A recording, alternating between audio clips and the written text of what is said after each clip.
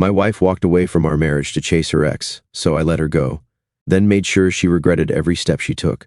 I'm 31 years old, my wife is 30, and we live in Detroit. We have a great marriage. About 11 years ago, I was visiting my wife at her parents' house when her best friend got in my face and asked why I hadn't put a ring on my wife's finger yet. While her best friend, let's call her Mandy, was grilling me, my wife didn't stop her, so I got the point pretty quickly. Since I cared about her so much, I was happy they felt that way. After that, I started making moves to one day marry her. 2 years later, we got married and we now have 2 beautiful daughters. Getting married was one of my happiest days, and I'd always planned to be a good husband and father. My wife wanted a big wedding, and many people attended. We even had relatives from Puerto Rico join us. My wife and I weren't rich, but we were good providers, and our kids were always well cared for. My wife was always a great person. She's smart, fun, and has a great sense of humor, which you don't expect from gorgeous women like her. She was a good mom, and our daughters, who are 7 and 4 years old, love and respect her. Our oldest even acts like her, which I would always tell her. She was gorgeous. I loved her pretty smile, her brown eyes, and especially her amazing figure. She was the type of woman who struggled to put on jeans, and whether in a sexy dress or tights, her slim figure was always noticeable. She loved how she looked, which caused my mom to believe she had an ego. She might be right, but I never minded. I work at a renovation project facility, and my wife owns her own nail salon.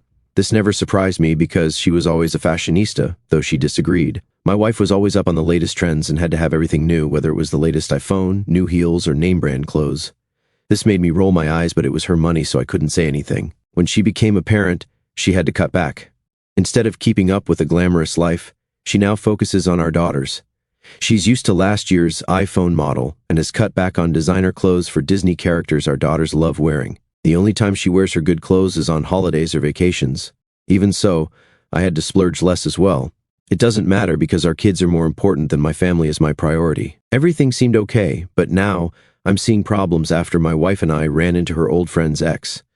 Our family was at the supermarket buying groceries. Our oldest reminded us about her Pop-Tarts, and my wife told me to go with her to get her favorite ones. After she finally decided on a new flavor, we came back out of the aisle to see my wife laughing and talking to some guy. When my daughter interrupted them with the Pop-Tarts, my wife introduced me to him. She said this guy was the ex-boyfriend of her old friend, let's call her Tasha. At first, I couldn't remember who Tasha was, but then I recalled she used to work with Tasha at an old job before my wife started her own business. This guy, let's call him Trey, seemed happy to see us and was friendly, so I didn't mind at first. Trey and my wife caught up a bit more, and it was awkward to see her smiling so much in his face, seeming a little too happy to see him again. After waiting patiently, I signaled it was time to cook dinner, and Trey laughed, saying it was good to see us. On the ride home, my wife told me how surprised she was to see him at the supermarket. She was even more surprised that Tasha and Trey had broken up. I asked how long it had been since she spoke to Tasha, and she said about 4 years.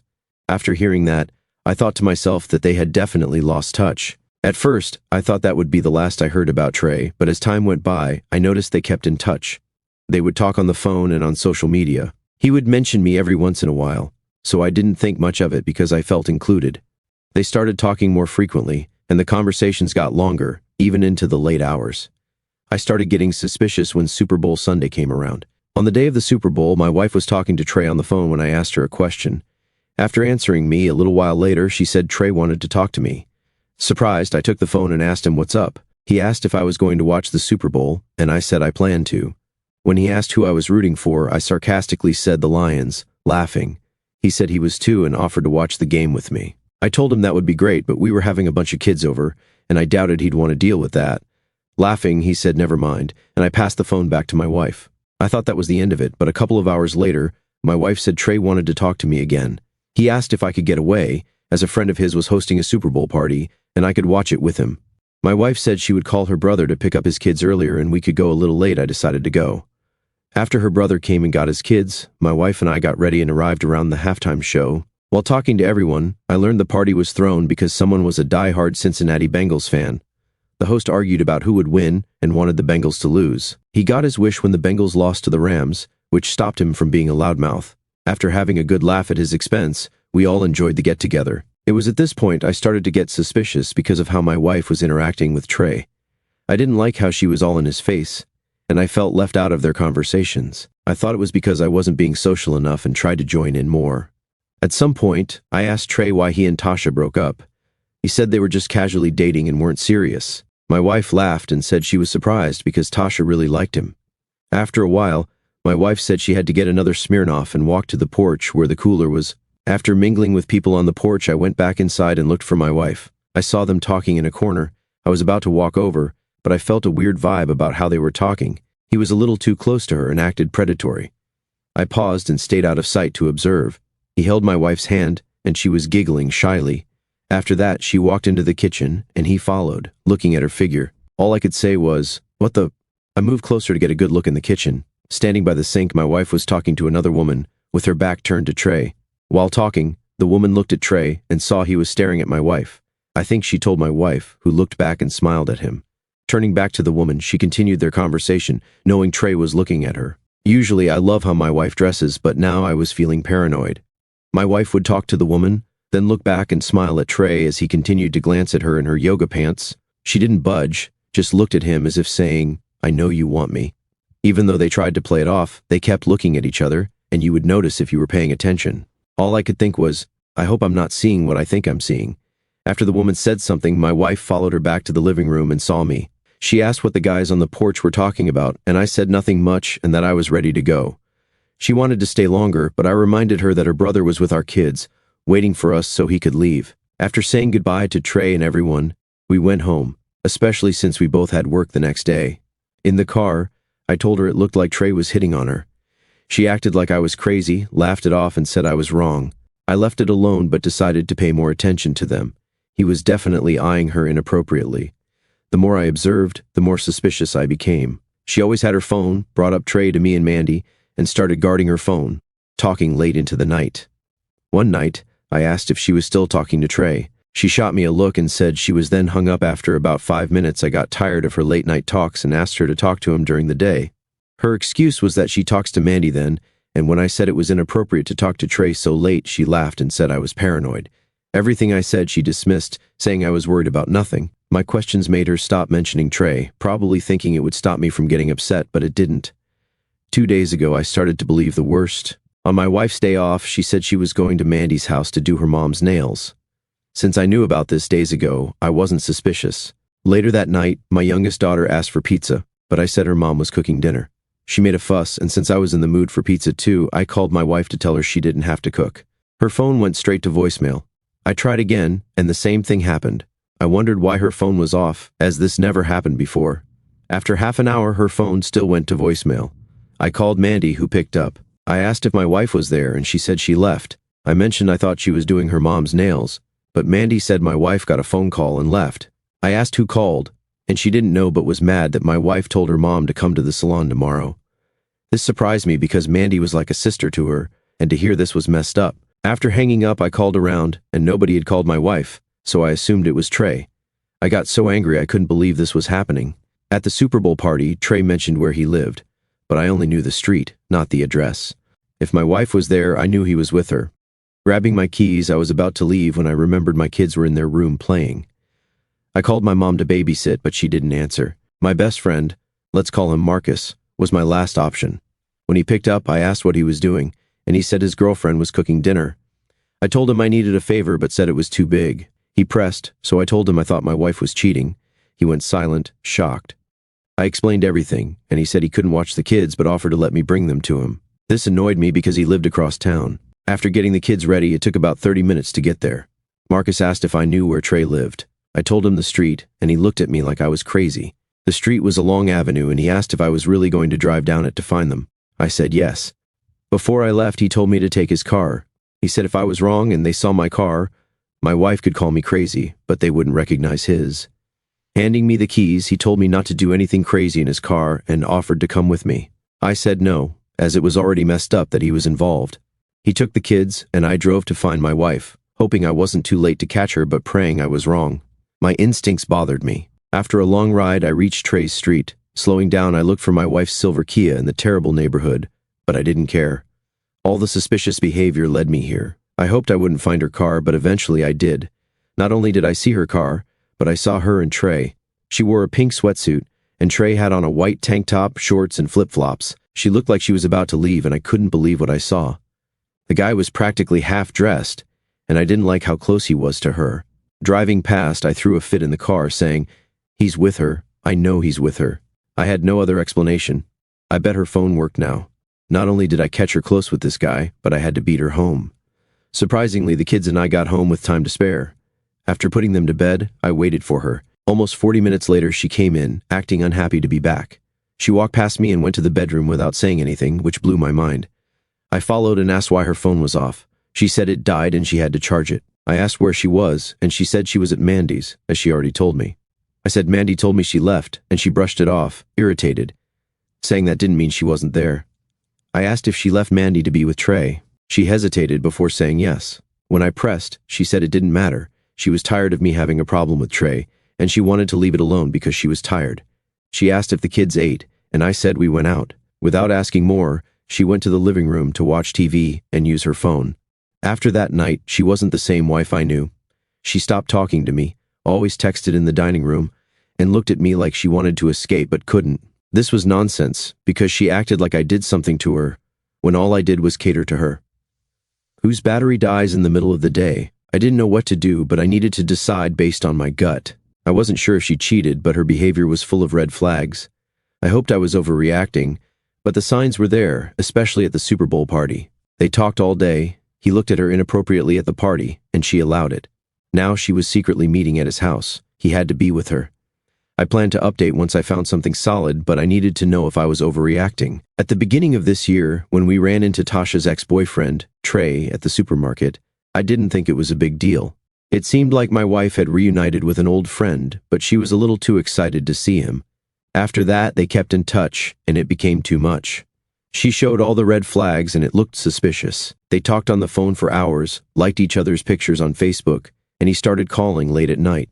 When I said this looked inappropriate, she said I was overreacting. When she spoke with him, she would laugh, giggle, and try to teach him Spanish words since we're Puerto Rican. What was worse was the Super Bowl party Trey invited us to. I caught him checking out my wife, especially her figure. She has the kind of figure where people wait a few seconds, then turn to look. She became aware of this, even caught him, and didn't say or do anything. When I told her he was checking her out, she dismissed it. It got to the point where I had to find her last week because she wasn't where she claimed to be. She was supposed to be at Mandy's to do her mom's nails, but flaked after Trey called. Since her phone went to voicemail, I assumed she was with Trey. I called Marcus, who let me borrow his car to find her. Driving down Trey Street, I found them, and it bothered me that he was barely dressed, just a white tank top, shorts, and flip-flops. Driving back to Marcus's, he asked what I saw. I told him, and he admitted he thought Trey was with her. I agreed, especially since he was barely dressed. If I dressed like that with someone over, my wife would tell me to put clothes on. He looked like he just woke up. Marcus asked what I planned to do, but I didn't know. I thanked him for babysitting and made it home almost 40 minutes before my wife. When she returned, she looked guilty. When I asked where she was vague and wouldn't answer directly. I dropped it, especially since I didn't catch them in the act like I planned. People here said it would get worse, and it did. Now she looks at me like I'm a prison guard and doesn't want to talk. She only talks to her friends on her phone, doesn't interact with the kids, and treats them like a chore. She sits in our dining room area and texts. I didn't know what to say to her. Thanks to my schedule, I couldn't stop her from cheating. My wife knew my routine, and I'm sure Trey did too. Between my job, taking care of our kids, and obligations to my mom, they apparently met while I was out. I'd try to call her, and she never answered. Her schedule was more flexible since she was her own boss at the nail salon. When I got home, she often wasn't there, especially if she didn't have to pick up the kids. When she returned, she'd be vague about where she was. This messed with my mind and gave me anxiety.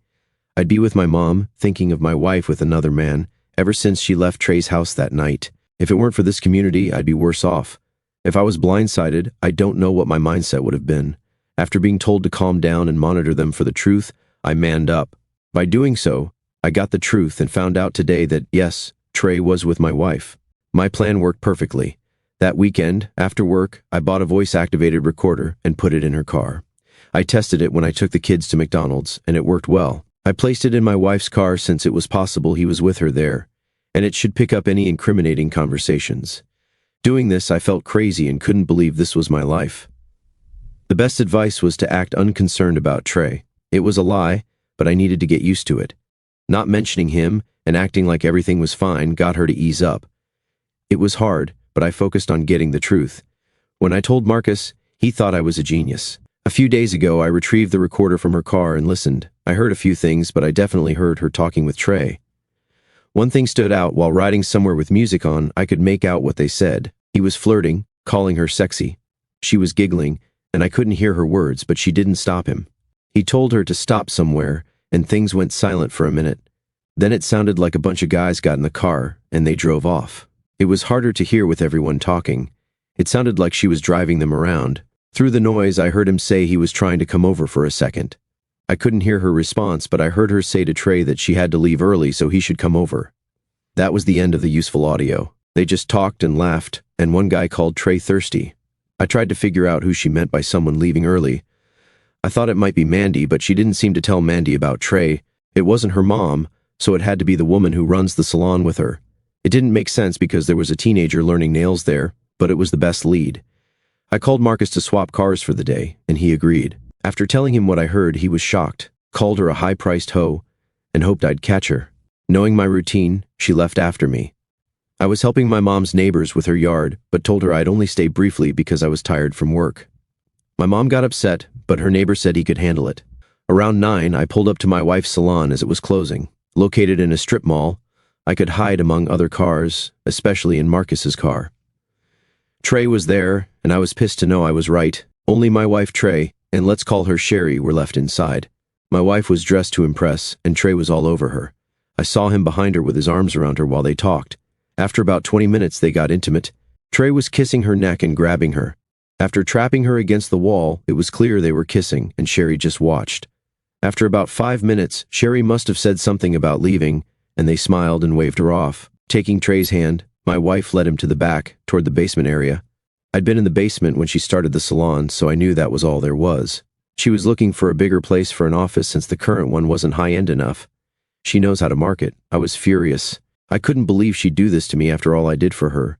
Trey was a snake, and I never got good vibes from him. I grabbed my recorder and went to the salon. Sherry was grabbing her things, so I waited for her to come out before confronting her. When I called out, she looked like she saw a ghost. I told her not to lock the doors and that I knew everything. She claimed she didn't know what I was talking about. I said I watched them the whole time. I called her a liar, and we argued. She said not to blame her for my wife being with another man. I called her messy and told her to get out of my way. She said I couldn't catch them because the door was locked. I asked why they'd lock it if she knew they were together, and she said they didn't want anyone coming down. I went inside, and Sherry followed. I called my wife, but she didn't answer. I banged on the basement door, which was locked. I didn't know what was happening, but I knew if she didn't come up, we were done. After banging 3 times and shouting, they still didn't come up. I turned to Sherry and asked how long she knew. She swore she knew about Trey for about a month and that my wife started cheating recently. She said he came in on her break, and they went to the basement. The next day, they'd talk about it. I asked if she knew he was Tasha's ex, and she said my wife told her. I mentioned our kids, and she said she had nothing to do with that. I said I'd use her words in court, showed her the recorder, and told her to go home. I drove back to Marcus, who was a big help with the car and watching the kids. I told him what I saw, and he and his girlfriend consoled me. While we talked, Mandy called. It was the last thing I needed, but I picked up. She said my wife told her everything and wanted to talk tomorrow. I demanded to speak now, but Mandy said she wouldn't let me because she knew I'd blow up. I insisted, but Mandy refused and said if I came over, she'd call the police. She said she'd make my wife call me and that they wanted me to calm down. I said, whatever, and hung up. Back home with the kids, I got emotional, and my anxiety kicked in. I couldn't believe this was happening, even after doing everything right. I thought 9 years of marriage meant I didn't have to worry about this. The worst part was it wasn't a one-time thing. He was with her consistently. My world was changing, and I couldn't wait to hear her excuse. I'd update after her explanation. My mind was racing, and leaving Marcus's might have been a bad idea. I felt alone but had to post since everyone wanted to know what my wife was doing. Since we ran into Trey, who I now call her affair partner, at the grocery store, things went south. It's hard to forgive, especially since I chased her across the city. With multiple confessions on my recorder, no one can deny what's been happening since the start of this year. After catching her kissing Trey after hours in her salon, Mandy called, saying my wife wanted to explain the next day. I agreed. The next day she never called, which was fine because I was busy telling everyone about her cheating and contacted a lawyer. I spoke to a recommended lawyer online, who had questions and asked me to call back later. I took my kids to my mom's because she demanded they stay for the weekend. She blamed me for marrying her and said she didn't trust me with the kids right now. My aunt came in, asked why my mom was raising her voice, and my mom explained. My aunt looked shocked, threw up her hands, and sat on the couch to unmute the TV after my mom muted it to scold me. Though my mom was hard on me, I was glad she took the kids.